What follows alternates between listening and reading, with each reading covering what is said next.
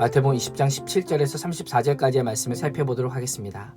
예루살렘에 점점 가까워지자 예수님께서는 무리들 중에서 제자들을 따로 구별하셔서 세 번째로 자신의 순환을 예고하십니다.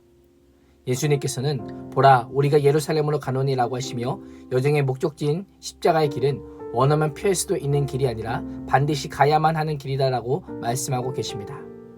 예수님께서는 고난과 죽음이 기다리는 길이지만 그 길을 포기하지 않으시고 묵묵히 걸어가십니다. 그 이유가 무엇일까요?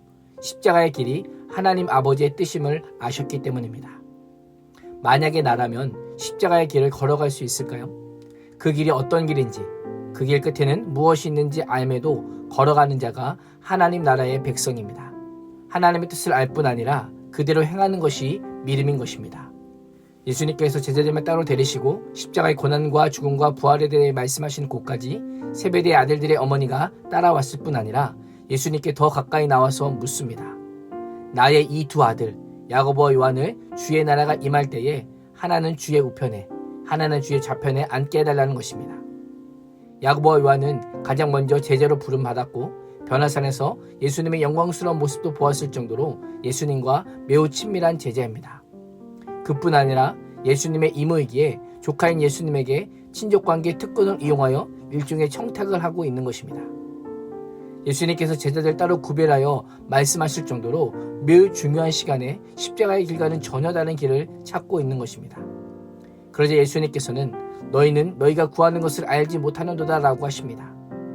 십자가의 죽음을 앞둔 예수님의 길을 알지 못한 채 주님의 나라를 메시아 왕국으로 오해하여 자리 다툼을 하고 있는 것입니다. 주님은 책망하실 수 있음에도 불구하고 내가 마시려는 잔, 즉 고난과 죽음의 잔을 너희가 마실 수 있느냐라고 물으십니다. 그러자 예수님께서는 그 영광의 자리에 누가 앉을지는 하나님께서 정하실 것이라고 하시며 자신에게 그 자리를 결정한 권한이 없음을 알려주십니다.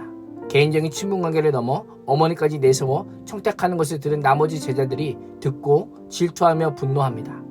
이들도 두 명의 제자들과 같은 생각을 하고 있었기 때문입니다. 혹시라도 경쟁에서 자신들이 뒤처질 수 있다는 위압감에 분노를 일으킨 것입니다. 십자가의 죽음을 앞두고 이러한 제자들의 모습을 보신 예수님의 심정이 어떠했을까요? 만약에 나라면 어떠했을 것 같습니까? 스승은 아버지의 뜻에 복종하기 위해 마지막 순간까지 십자가에 대해 가르치고 있지만 제자들은 세상 권력자들이 누리는 영광을 꿈꾸고 있습니다. 이 정도 상황이라면 제자들이 아니라 예수님께서 분노하실 법도 한데 오히려 차분하고 친절하게 하나님 나라의 질서에 대해서 알려주십니다. 하나님 나라에서 큰 자는 높은 자리에서 군림하는 자가 아니라 가장 낮은 자리에서 섬기는 자라고 말씀하십니다. 으뜸이 되고자 하는 자는 가장 낮은 종이 되어야 된다고 말씀하십니다.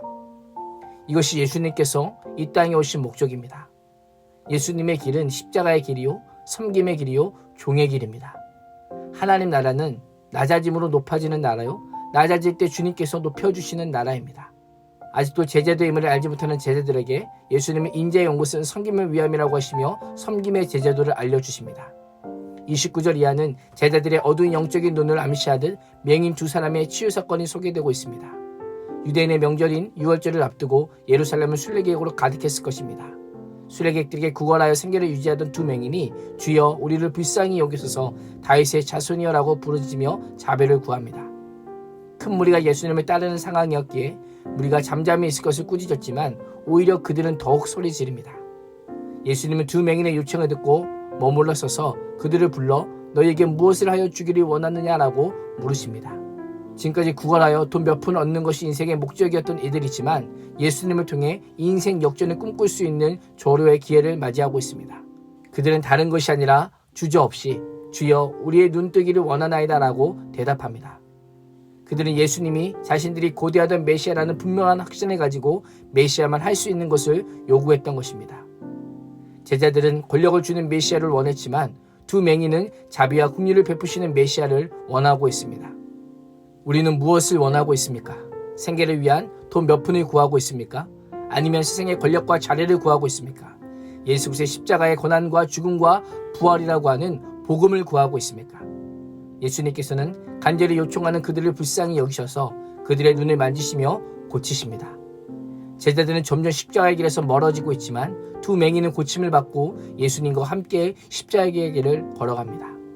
정말 영적인 맹인은 두 맹인이 아니라 제자들입니다. 오늘 말씀에는 세 가지 길이 등장합니다. 죽기까지 순종하시는 예수님의 십자가의 길, 세상의 건의와 영광을 구하는 제자들의 길, 예수님의 자비와 긍휼을 구한 맹인들의 길. 참된 제자조는 예수님께서 가신 길을 온전히 따라가는 것입니다. 천국은 죽음으로 사는 곳이요 낮아짐으로 높아지며 불쌍히 여김으로 긍휼없는 곳임을 기억하며 주님을 따라 사는 참된 제자가 되시기를 주님의 이름으로 축원합니다. 기도하겠습니다. 하나님, 천국 백성으로 세상의 삶의 방식을 거부하고 주님께서 걸어가신 십자가의 길을 걸으며 낮아짐을 삶의 원리로 삼는 자들이 되게 하여 주시옵소서. 예수님의 이름으로 기도합니다. 아멘.